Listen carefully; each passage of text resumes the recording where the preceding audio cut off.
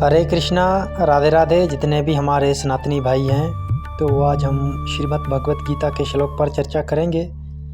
बहुत ही महत्वपूर्ण श्लोक है, क्योंकि श्री कृष्ण भगवान इस श्लोक में कहा है कि जो पापी से अति पापी भी हो उसका भी कल्याण हो सकता है। जब हम ये श्रीमद् भगवत गीता के श्लोक को समझेंगे, तब हम चाहे जितने भी पापी हो फिर भी हमारा कल्याण हो सकता है, जब हम इस श्लोक पर अमल करेंगे। क्योंकि श्री कृष्ण भगवान ने हमारे लिए इतने एक आसान और सरल रास्ते बताए हैं कि यदि कोई दुराचारी, यानी हिंदी में दुराचारी और हमारी भाषा में कहा जाता है उसे पापी मनुष्य, यानी कोई दुराचारी भी हो वो भी परमात्मा की शरण में जाता है, उसके नियमों को फॉलो करता है, तो उसका भी कल्याण हो सकता है, परम गति उसे भी प्राप्त हो सकती है। तो ये श्री कृष्ण भगवान ने भगवत गीता में विस्तार पूर्वक कहा है। जब हम ये श्रीमद् भगवत गीता विस्तार पूर्वक सुनेंगे और समझेंगे, तभी हमें पता चलेगा कि श्री कृष्ण भगवान ने आखिर क्या कहा है। तो आइए अब हम श्रीमद् भगवत गीता का श्लोक को समझते हैं और पढ़ते हैं, और आप ये वीडियो मुकम्मल देखें, तभी आप लोगों को इसकी समझ आएगी कि श्लोक का मतलब क्या बनता है। तो अब हम श्लोक पर चर्चा करते हैं। वो ये है 9वें अध्याय का, श्रीमद् भगवत गीता 9वां अध्याय, श्लोक नंबर 30। तो यहाँ पर श्री कृष्ण भगवान क्या कहते हैं? भावार्थ, यदि कोई अतिशय दुराचारी भी अनन्य भाव से मेरा भक्त होकर भजता है तो वो साधु ही मानने योग्य है, क्योंकि वो यथार्थ निश्चय वाला है। अर्थात उसने भली भांति निश्चय कर लिया है कि परमेश्वर के भजन के समान अन्य कुछ भी नहीं है। तो अब हम इस श्लोक को समझते हैं गहराई से कि श्री कृष्ण भगवान ने श्रीमद् भगवत गीता में कितनी खूबसूरत और आसान बात कही है हमारे लिए। तो हम अब समझते हैं श्लोक को। अब हम प्रथम 2 कड़ियाँ हैं, यानी कि जो स्टार्टिंग में लिखा हुआ है उसे समझते हैं। श्री कृष्ण भगवान ने कहा है भावार्थ, यदि कोई अतिशय दुराचारी भी, दुराचारी उसे कहा जाता है जो पापी मनुष्य हो, पापी इंसान हो, यानी कि यदि कोई दुराचारी भी अनन्य भाव से मेरा भक्त होकर मुझको भजता है।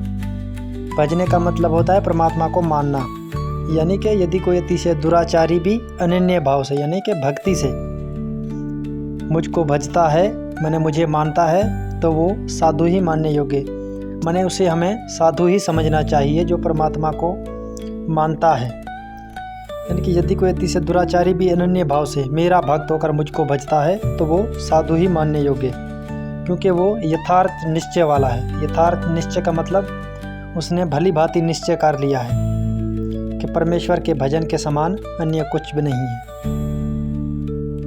भली भांति निश्चय कर लिया है क्या मतलब? मैंने परमात्मा को भली भांति उसने समझ लिया है और उसने जान लिया है, मैंने एक निश्चय कर लिया है कि परमेश्वर के भजन के समान अन्य कुछ भी नहीं। तो अब हमें समझना है कि यदि दुराचारी की भी गाड़ी चल सकती है तो हमारी क्यों नहीं, यानी कि जो पापी से पापी मनुष्य है उसे भी परमात्मा क्षमा कर देंगे, तो फिर हमें क्यों नहीं करेंगे? तो पापी को क्षमा किस लिए करेंगे? जो इस भगवत गीता में नियम बताए हैं इसको फॉलो करेगा, तभी पापी मनुष्य भी मुक्त हो सकता है। तो यानी कि जब दुराचारी की भी गाड़ी चल जाएगी तो फिर हमारी क्यों नहीं चलेगी? तो इसीलिए हमें श्रीमद् भगवत गीता सुननी चाहिए, पढ़नी चाहिए, उसमें जो लिखा हुआ है उसे हमें समझना चाहिए।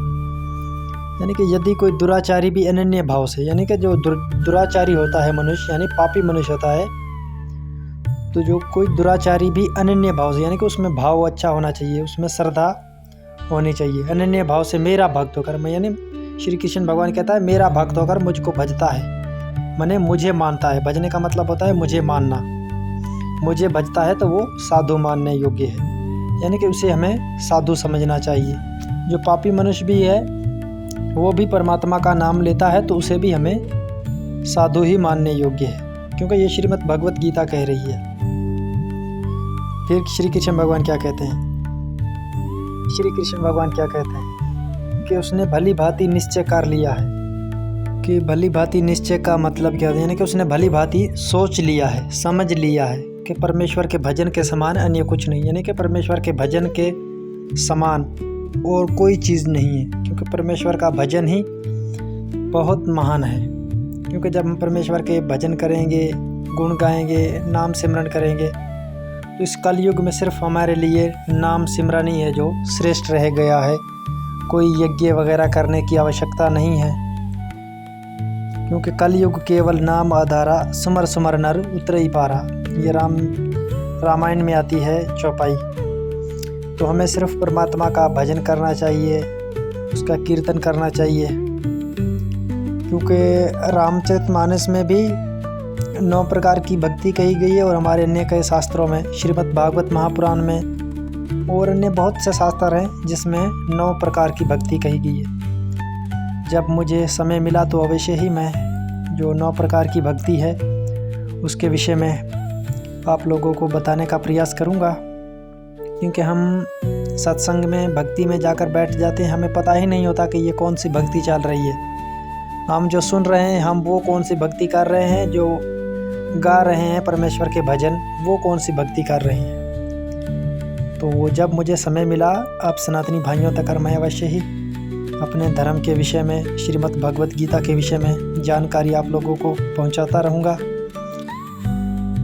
और जब तक हम भगवत गीता को समझेंगे नहीं, सुनेंगे नहीं, तब तक हमें कुछ पता नहीं चलेगा अच्छे बुरे का, कि अच्छा क्या है, बुरा क्या है, क्या बांधने वाला है, क्या छुड़ाने वाला है। क्योंकि जो हम कर्म करते हैं ना, कर्म माने एक जो काम करते हैं हम, कौन सा काम अच्छा है, कौन सा बुरा है, ये इस चीज़ का जब हमें ज्ञान हो जाएगा तो हम अवश्य ही परमात्मा को प्राप्त होंगे। तो हमें चाहिए, हमारे जितने भी सनातनी भाई हैं, आजकल हमारे पाकिस्तान में जितने भी हिंदू भाई, सनातनी भाई हैं, वो टिकटॉकर पर मशहूर हैं। तो ये तो मैं उन लोगों का धन्यवाद करता हूँ कि वो अब टिकटॉक पे जितने भी हमारे सनातनी भाई हैं सब राम राम नमस्ते करते हैं। तो मैं यही विनती करूँगा कि जितने भी हमारे सनातनी भाई हैं जो मोबाइल यूज़ करते हैं या टिकटॉक, फेसबुक वगैरह, तो हमारे धर्म का प्रचार आगे से आगे करो कि हमारे धर्म की हानि ना हो, और हम अपने धर्म को जानें, समझें कि हमारा सनातन धर्म क्या कहता है, और श्रीमद् भगवत गीता सुने। क्योंकि भगवत गीता में देख बोलो कि आपके सामने ही है, मैंने अभी श्लोक श्रीमद् भगवत गीता का पढ़ के रखा है। तो यहाँ पर इतनी अच्छी अच्छी बातें लिखी हुई हैं, फिर हमें अन्य और जगह भटकने की ज़रूरत क्या है।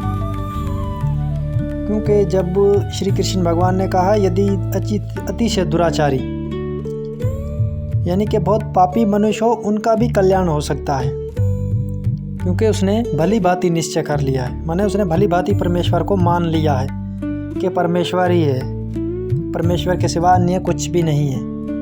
जैसे कहा जाता है ना कि एको ब्रह्म द्वितीयो नास्ते, शास्त्रों में इस प्रकार भी वर्णन आता है, यानी कि परमात्मा एक ही है, उसके नाम और गुण अनेक हैं। चाहे हम उसे कृष्ण कहे, राम कहे, हरि कहे, विष्णु कहे, चाहे शिव कहे, परमात्मा एक ही है। जब तक हम श्रीमद् भगवत गीता सुनेंगे और उसे समझेंगे, तभी हमें पता चलेगा कि परमात्मा, पूर्ण परमात्मा कौन है, और उसकी हमें कैसे विधि प्राप्त होगी, कैसे हम उसे प्राप्त हो सकते हैं, हमें कैसे भजन करना चाहिए। तो ये सब श्रीमद् भगवत गीता में विस्तार पूर्वक कहा है।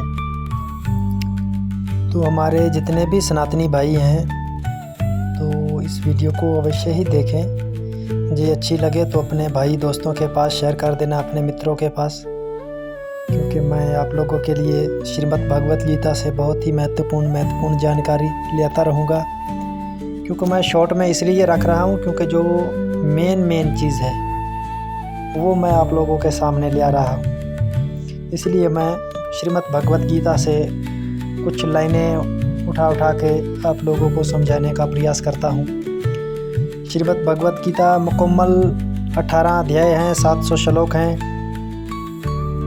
तो आज मैं जो सिर्फ जो बीच बीच में कोई चुनवे महत्वपूर्ण श्लोक हैं जिनसे हमारे सनातनी भाई जल्दी समझ जाएं, मैं वही श्लोक यहाँ पर आप लोगों को बताने का प्रयास करता हूँ, मैंने कोशिश करता हूँ, क्योंकि हमारे सनातनी भाई समझ जाए, अपने धर्म को जाने कि हमें परमात्मा ने इंसान बनाया है, हमारा क्या कर्तव्य है, क्या हमारा धर्म है, और क्या हमें करना चाहिए।